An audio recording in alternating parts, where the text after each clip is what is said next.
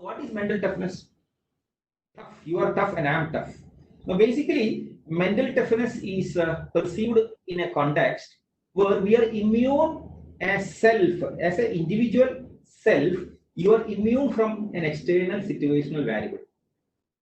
So there is something externally happening in your life, but your emotions, your sentiments, your thought process, your behavior remains same.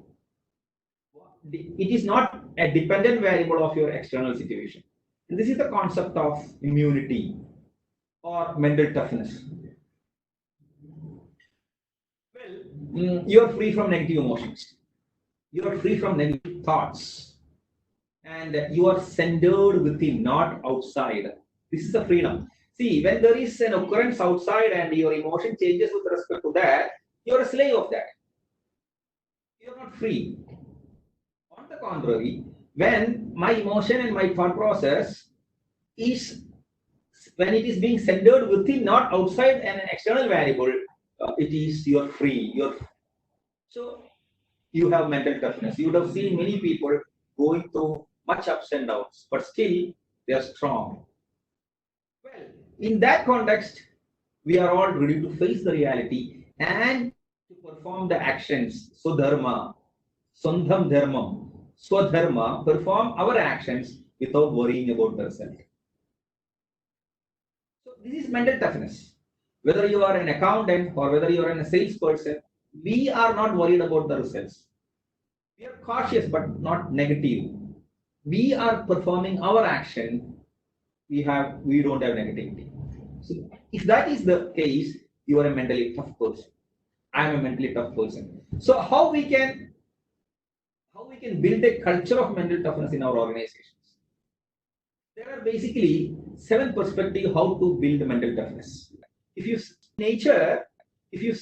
Second thing is, we have to inculcate a culture of non-duality perspective or a Gestalt perspective. Non-duality is a thought process that evolved in Indian context, and from a German perspective, it is called as Gestalt, the whole. Non-duality, dual means two, DWAITA. Non-dual means one. So the concept here is, any experience is non-dual at an experiential level. I am not talking about the emotional level or mental level. Anubhavathinte thalethil, at an experience level, experience can only happen in the present, in this moment. And that experience is as a whole. It is neither bad or good. See, look at the situation once, look at the situation here. 2 cases. They are eating fish. One lady is eating fish with a lot of happiness. She is very happy. And the same gentleman who wants to eat fish is not at all happy. So the experience of eating fish is in front of us is one. But we have a problem. One person perceives it as a negative, another person perceives it as a positive. This is non-duality. This is duality. Considering dividing the experience into negative and positive is called as reality, dual perspective. But in reality, it is one. Towards the same experience, one person is exposed, but both are having different feelings, different emotions towards it. Why so? It means of the beholder, your emotion or your thought process is depending on your certain characteristics that we will discuss towards the end. So experience is not having any problem. Experience of eating fish is not having any problem. It doesn't have any problem. The problem lies within us, the individual. Then let us consider praying. One lady is praying with a lot of submission and happily. On the other side, another gentleman is praying. They are playing while praying. Why? They are not focused in prayer. They are not at all attentive. They are not at all contemplative. So it is not the prayer that is creating a challenge. Prayer is an experience. Praying is an experience in front of us that is non-dual. But something makes it real. What it is, we look into that. Now let's take about learning. One lady is learning with a lot of enthusiasm, but another learning happens. She's bored. She's not at all interested in learning, and she's sleeping. And learning is an experience. Just think about the case. In a class, if you deliver a class among the 50 students, almost 45 or 47 or even 40 maybe engaged in the class, but another 10% is not at all engaged. Why? Experience in front of them remains same. So it is problem is not with the experience in front of us, because that experience only happens in the now. Reality of experience can only happen in the now. If you can pinch now, just pinch. This is experience in the now. Now it is gone. Now try to pinch. Oh, you may remove your hand because it has pained. That is only future. Because you are relating yourself with the past. Suddenly when your hand is moving to pinch your other hand, you're trying to remove it. Why? You're projecting your past memory with respect to the future. So the reality can only happen in the present, and that is experience. Experience is the only reality. Experience is the only perceived reality, perceived through our 5 senses. Now think about work. One lady is not at all engaged at work, another lady is fully engaged and happy. So it is not work gives you a problem or a challenge. It is something different. That we will explain towards the end. So any experience that happens in the now, other than tremendous physical pain, is non-dual. Even physical pain becomes other than physical pain is dual, but physical pain you need not allow your hand to be chopped off. You may remove. You have a choice. That we consider later. So once we consider any experience, including birth, see, one lady and her husband came to me. One lady and husband came to me for a therapy session, and they were at the verge of a divorce. I asked, what is happening? What is the problem? The lady told, sir, we are at the verge of a divorce. Why?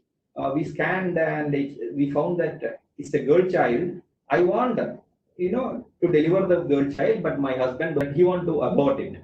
So birth is an experience in front of the person. Birth is an experience. But one person is having a positive feeling, another person is having a negative feeling. Please understand. Similarly, death. There are many cases where death is too much painful for us, but there are n number of cases where death is also very much. The death provides happiness to people. Think about Think about the world history. How many sons has killed their parents just to acquire power? So what was their intent? Take Indian situation as well as world situation. Many of the next generation, future kings, they have killed their own parents and dethroned them and got into. So I'll explain a situation where how death becomes very much.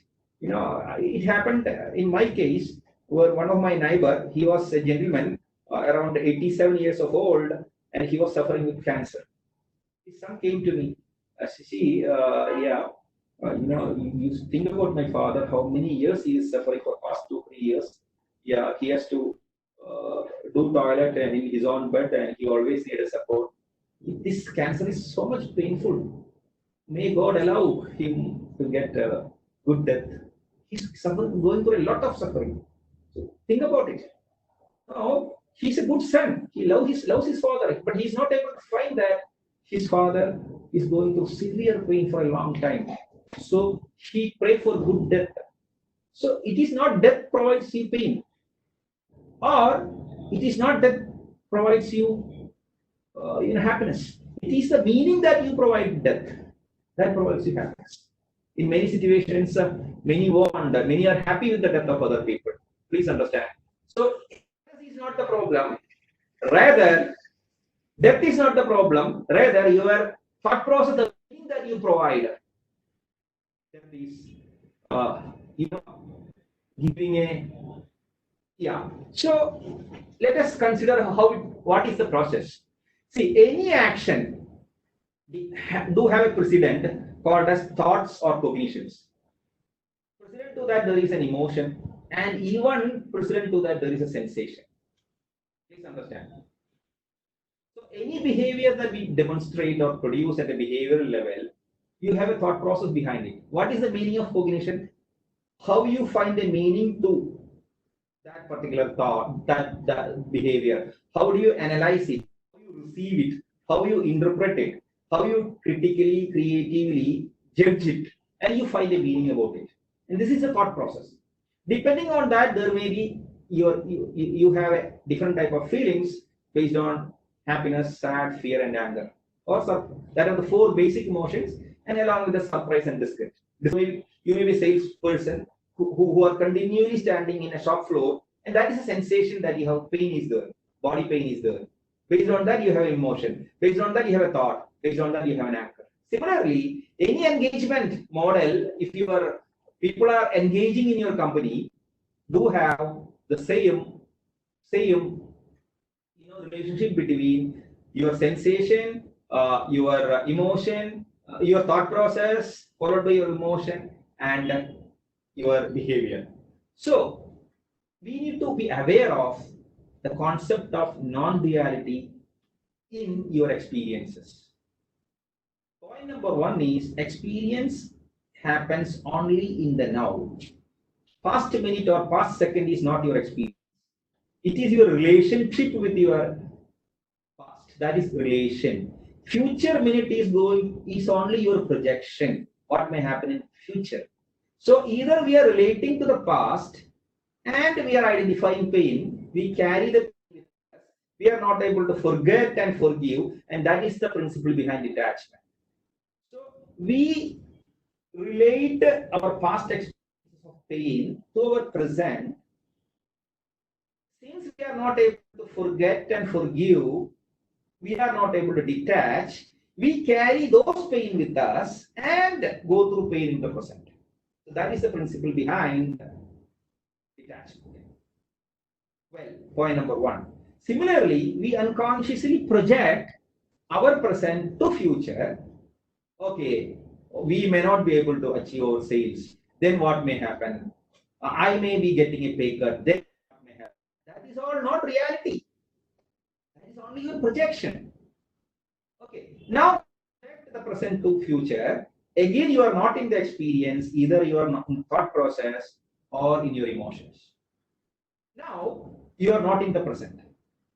I'm talking about if you want to be in the present, what we need to do is detach your relationship with the past and detach your projection from your future and focus on the experience. In that context, it is not two, rather it is one, it is non-dual.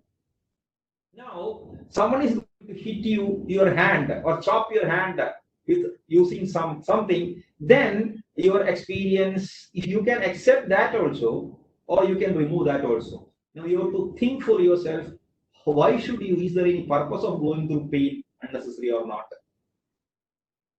So only from that physical pain context, okay, it may be your choice to make your experience reality too. You remove your hand so that your hand is not getting chopped. So from a absolute reality perspective, this is a transactional reality perspective. Absolute reality perspective, related, if you are in the present, you will be calm and cool. That is why while at prayer, you are in the present. You are able to, you are rooted and centered, either with the Bhagavan you pray or in your heartbeat, breath, or in your heartbeat. You are centered, you are relaxed, you are at peace. You are in the present. While praying, you are in the present. So please understand, this is one aspect of developing mental toughness through second perspective. First is detachment, second is non-duality. And nature,